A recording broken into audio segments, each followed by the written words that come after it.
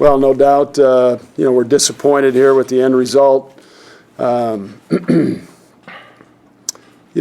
a very good team, battled hard. Thought we defended in a lot of ways well enough to win this ball game.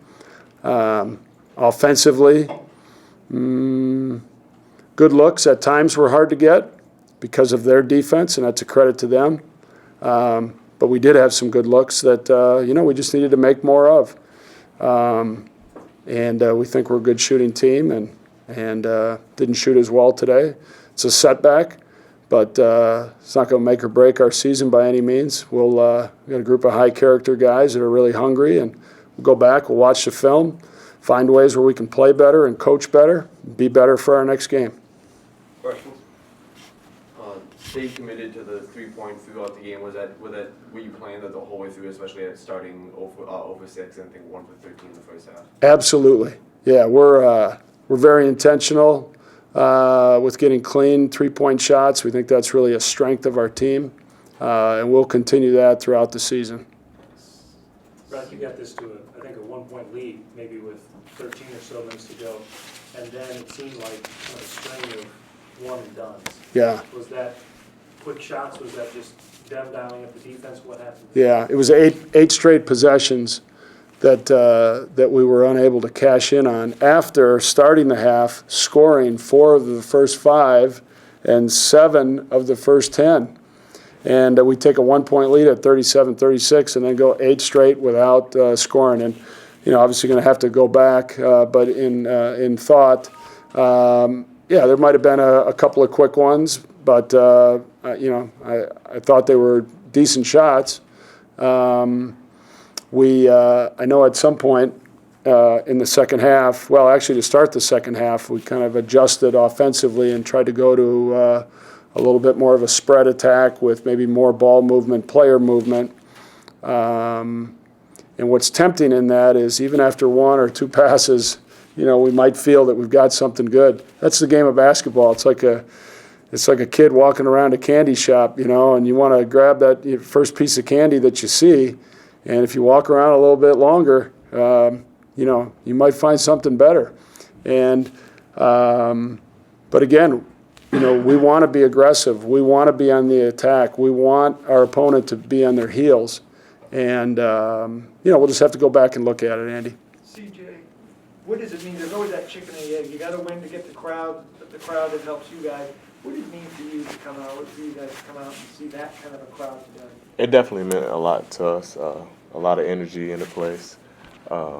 Just the fan support was off the charts. Something we haven't seen a lot of, and I think it definitely helped us tonight coming out with a lot of energy and throughout the game just to sustain that. What would it mean if you could envision the crowd like that next game or the game after that? Something that became more permanent. I think it definitely mean it's like a +10 for us. Coach Russ says all the time, you're down 10, you got to play like you're down 10 on the road.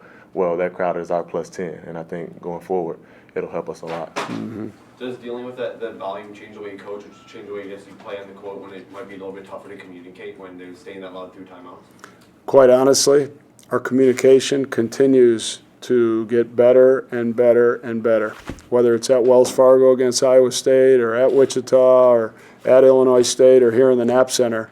There's verbal and visual calls, and we've talked a lot about our communication, both just motivationally, inspirationally with guys on the floor, but technically as well. It's really important to be able to get to some play calls and some coverages. Well, Reed, that's one of the bigger crowds been here in a while. Mm-hmm. How frustrating was it during that stretch? They just couldn't get over that hump. You guys would get it close, couldn't get over the hump. How frustrating was that you just couldn't get that crowd at full octane? Yeah, that's a good question. It was frustrating, because our shots weren't falling, and our shots ignite the crowd, and that would have gave us a little more momentum. But it was frustrating. We couldn't get over the hump, like you said. But yeah. What was it about their defense that made it so difficult for you guys to kind of get open looks today? I would say just the preparation. I mean, we know each other pretty well, in-state rival. I mean, I think we played pretty well defense too. It's just, you know, those runs and gaps like Coach says. Yeah, I think they communicate really well. They're in the right place at the right time. Always well coached. You know, they just execute offensively and defensively really well. So you know, it was just hard to find, you know, chances to score those gaps, or because you know they're well tuned. Coach, even though this is a step back in the loss column, you feel like you like the direction that this team is still moving in? You saw a lot of positives out there that you like? Absolutely.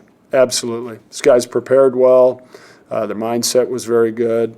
Again, we had a plan.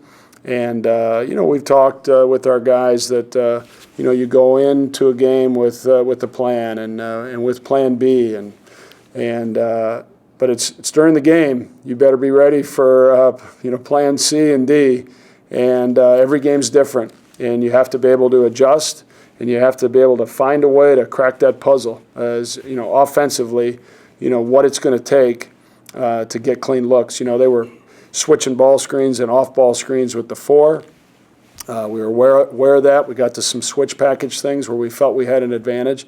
But yet, you want to be really cautious of not trying to slow things down much, overcomplicate it. You want that flow. You want that rhythm. Man, we got out a couple times in transition. And again, they're sending 4 back. And so there weren't always numbers for us in transition. But when we did, good things really happened. When we got space and were able to make that extra pass and find guys for clean looks. I know Ori knocked some down early. CJ had some great takes to the bucket, and he had some clean looks too. So, yeah, again, we're just we'll go back to film and watch it and learn from it, keep getting better. But, you know, this group's got continue to have a very bright future. Jake was in here a minute ago, called what's happened here at Drake maybe the best story in college basketball this year, the turnaround that you guys have had. You have a sense of that? I mean, obviously, you know what the record is, but do you have a sense of kind of the waves that it's made to this point that people have noticed? Well, we appreciate him saying that. You know, our staff's incredibly proud of our guys. And, you know, as their confidence has grown, it's been so fun to watch them make plays out there on the floor for each other, for themselves, winning plays, crunch time plays. To answer your question, I think I'd like to speak for these guys as well. We're just kind of in our own little bubble, to be honest with you. Just like trying to get better, enjoy the experience, enjoy the journey, and just to be us. Just to be us, just to play how we do offensively, defensively, how we play for one another, to win the energy board and the hustle board, just to be locked in.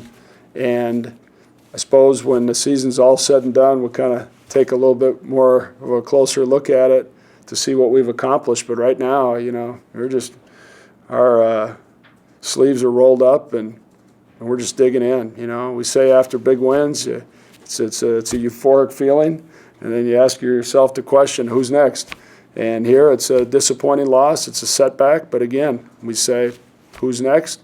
Who's next is the Wichita State Shockers. Wednesday night, I believe, 6 o'clock. And we'll have good preparation for it, put our best foot forward. What changed? In the first half, I don't think you had any points when you turned on the second half. And I guess what happened as you ended up leading the team? I guess what changed in the second half that brought a lot more points on both sides? Was it falling back? Was that on defense, but stepping up on offense? Was it just a change of pace?